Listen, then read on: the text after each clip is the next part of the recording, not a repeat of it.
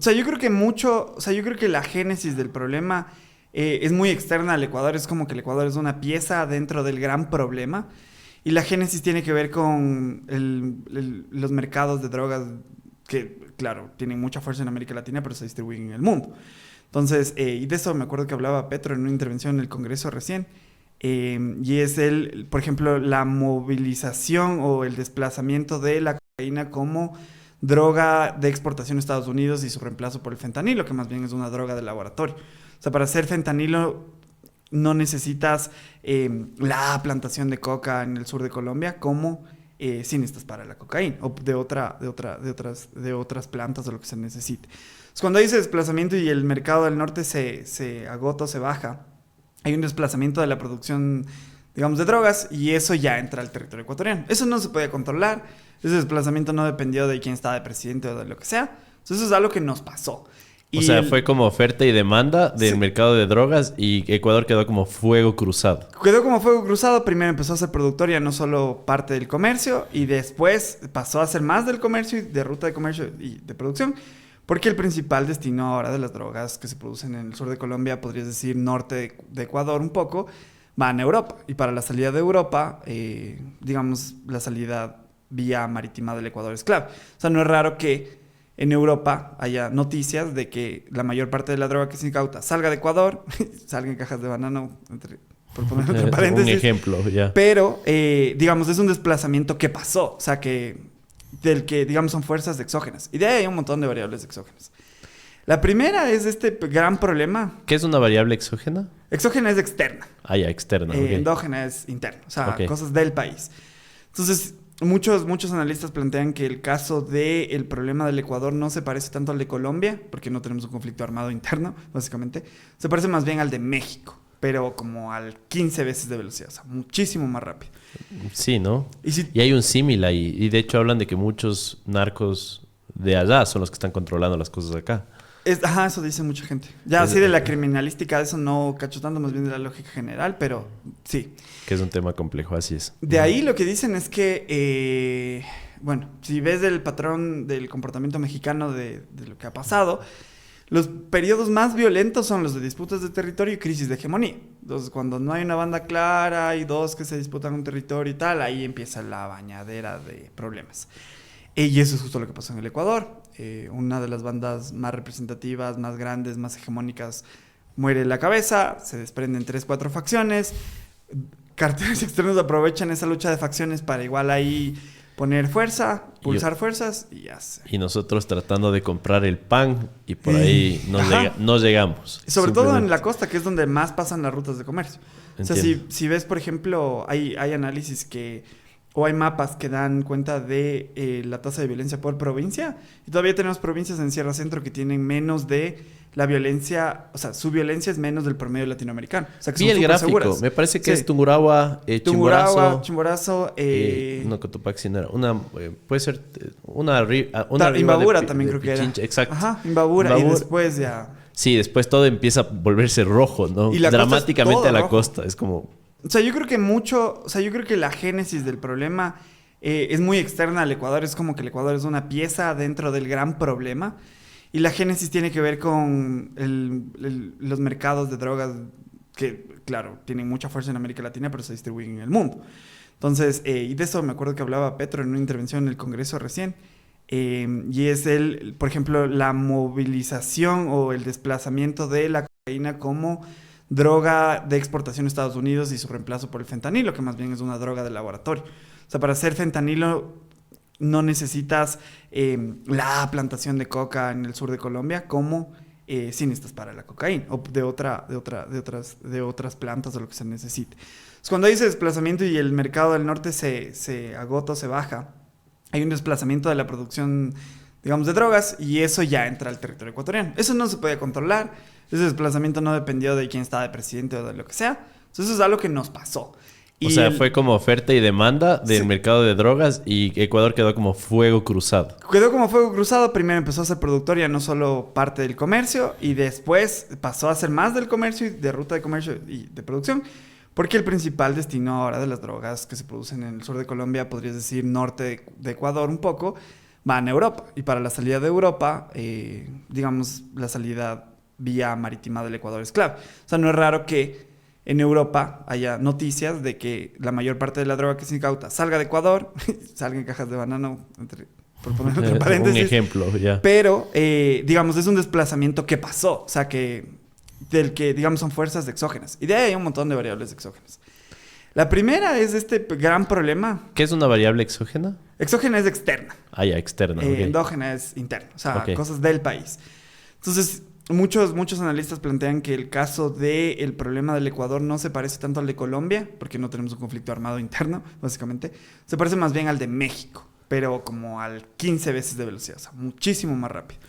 Sí, ¿no? Y hay un símil ahí. Y de hecho hablan de que muchos narcos de allá son los que están controlando las cosas acá. Eso dice mucha gente. Ya así de la criminalística, de eso no cacho tanto, más bien de la lógica general, pero sí. Que es un tema complejo, así es. De ahí lo que dicen es que, bueno, si ves el patrón del comportamiento mexicano de lo que ha pasado, los periodos más violentos son los de disputas de territorio y crisis de hegemonía. Entonces, cuando no hay una banda clara, hay dos que se disputan un territorio y tal, ahí empieza la bañadera de problemas. Y eso es justo lo que pasó en el Ecuador. Una de las bandas más representativas, más grandes, más hegemónicas, muere la cabeza, se desprenden 3-4 facciones. Carteles externos aprovechan esa lucha de facciones para igual ahí poner fuerza, pulsar fuerzas y ya sé. Y nosotros tratando de comprar el pan y por ahí no llegamos. Sobre todo en la costa, que es donde más pasan las rutas de comercio. Entiendo. O sea, si ves, por ejemplo, hay análisis o hay mapas que dan cuenta de la tasa de violencia por provincia. Y todavía tenemos provincias en Sierra Centro que tienen menos de la violencia, o sea, su violencia es menos del promedio latinoamericano. O sea, que vi el gráfico, seguras. Me parece que es Tungurahua, Chimborazo, no, Cotopaxi no era. Puede ser una Imbabura también creo que era. Exacto. Ajá, Imbabura y después ya... Sí, después todo empieza a volverse rojo, ¿no? Y la dramáticamente a la rojo. Costa. Es como... Sí, vi ese gráfico que lo compartiste. Ahora, si es que seguimos el contexto histórico de México, ¿eso ha mejorado allá? ¿Se puede solucionar? Es bien complejo. No sé si, o sea, al menos la parte de la violencia creo que claramente ha mejorado. O sea, cosas como los escándalos de Ayotzinapa, no sé si te acuerdas de los estudiantes. Sí, claro. Que literalmente les matan en un complot entre la policía y un cartel, etcétera. Cosas así ya no suenan tanto.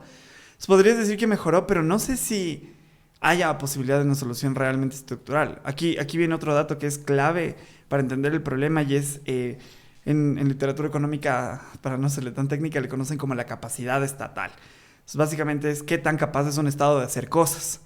Y esto lo relaciona mucho con el desarrollo, etcétera, en la literatura económica, pero en este caso de la seguridad, la capacidad estatal es clave.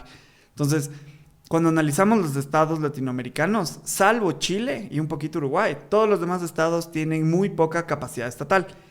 ¿Eso qué quiere decir? Que, por ejemplo, eso quiere decir cosas tan simples como si me invento Estados Unidos o Alemania, la cabeza del gobierno implanta una política, es mucho más fácil que se implemente en toda la estructura del Estado, porque el Estado tiene capacidades.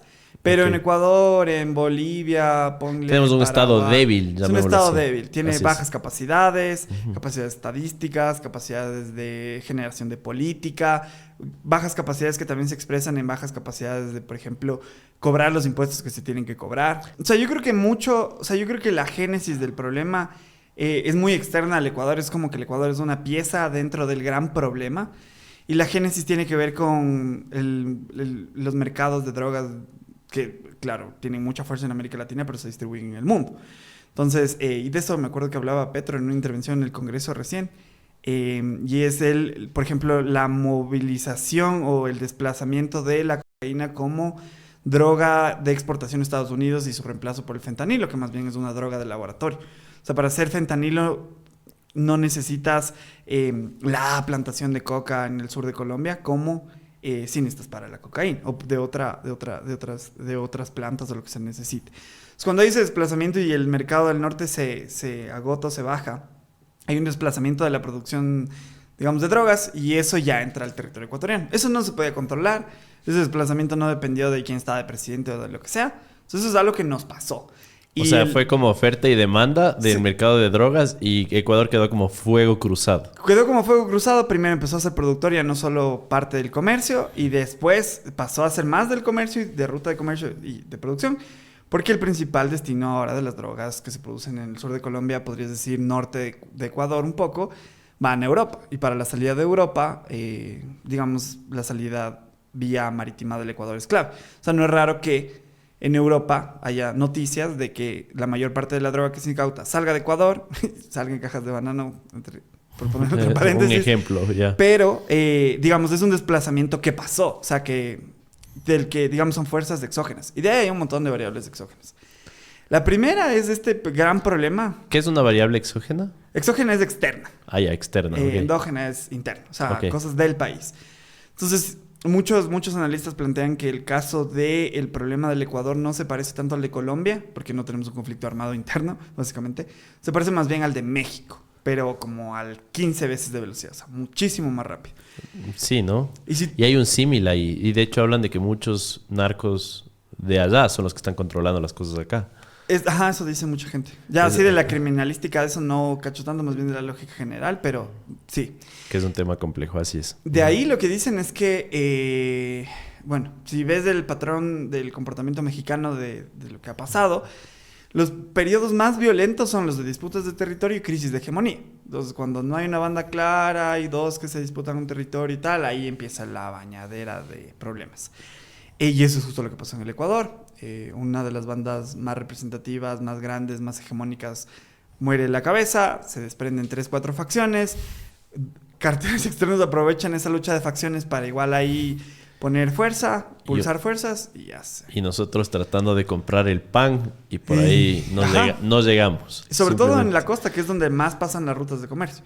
Entiendo. O sea, si ves, por ejemplo, hay análisis o hay mapas que dan cuenta de la tasa de violencia por provincia. Y todavía tenemos provincias en Sierra Centro que tienen menos de la violencia, o sea, su violencia es menos del promedio latinoamericano. O sea, que vi el gráfico, seguras. Me parece que es Tungurahua, Chimborazo, no, Cotopaxi no era.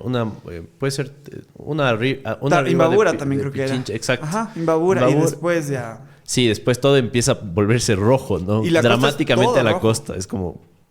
Sí, vi ese gráfico que lo compartiste. Ahora, si es que seguimos el contexto histórico de México, ¿eso ha mejorado allá? ¿Se puede solucionar? Es bien complejo. No sé si, o sea, al menos la parte de la violencia creo que claramente ha mejorado. O sea, cosas como los escándalos de Ayotzinapa, no sé si te acuerdas de los estudiantes. Sí, claro. Que literalmente les matan en un complot entre la policía y un cartel, etcétera. Cosas así ya no suenan tanto. Entonces, podrías decir que mejoró, pero no sé si haya posibilidad de una solución realmente estructural. Aquí viene otro dato que es clave para entender el problema y es, en literatura económica, para no serle tan técnica, le conocen como la capacidad estatal. Entonces, básicamente es qué tan capaz es un Estado de hacer cosas. Y esto lo relaciona mucho con el desarrollo, etcétera, en la literatura económica, pero en este caso de la seguridad, la capacidad estatal es clave. Entonces, cuando analizamos los estados latinoamericanos, salvo Chile y un poquito Uruguay, todos los demás estados tienen muy poca capacidad estatal. ¿Eso qué quiere decir? Que, por ejemplo, eso quiere decir cosas tan simples como si me invento Estados Unidos o Alemania, la cabeza del gobierno implanta una política, es mucho más fácil que se implemente en toda la estructura del Estado, porque el Estado tiene capacidades. Pero en Ecuador, en Bolivia, tenemos un Estado débil. Es un Estado débil. Tiene bajas capacidades, capacidades estadísticas, capacidades de generación de política, bajas capacidades que también se expresan en bajas capacidades de, por ejemplo, cobrar los impuestos que se tienen que cobrar. Claro, tal vez no es tan simple como decir, necesitamos más policías. No es tan simple. Es toda una arquitectura del Estado. Entonces, si tienes estados tan débiles y por el otro lado tienes grupos tan fuertes, es muy complejo pensar en una solución estructural. La solución estructural es fortalecer el Estado. Pero en casos como el mexicano son tan ya interconectados ambos que no es tan sencillo, digamos. Entonces, más bien yo creo que el Estado mexicano, y es la gran pregunta que muchos se hacían cuando ganó AMLO, bueno, ¿y qué va a hacer con los carteles? Que es como una gran hegemonía en México. Básicamente él como hizo lo mismo que muchos como santos hicieron en Colombia.